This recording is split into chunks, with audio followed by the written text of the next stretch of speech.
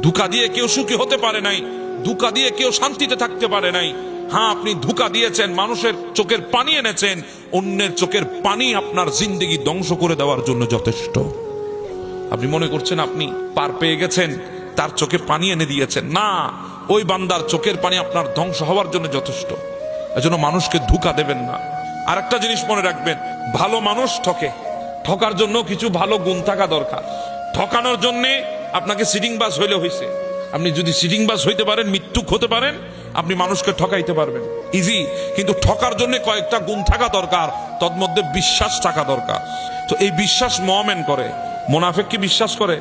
না, মুনাফিক বিশ্বাস করে না, মুমিন বিশ্বাস করে।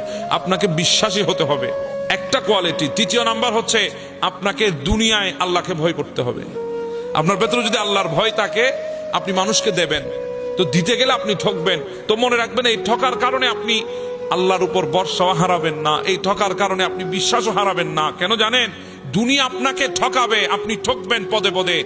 ভালো মানুষরাই ঠকে, ভালো মানুষরাই ঠকবে, এটাই দুনিয়ার নিয়ম। আপনাকে দুনিয়া ঠকাবে, কিন্তু আমার আল্লাহ আপনাকে জিতিয়ে দেবেন।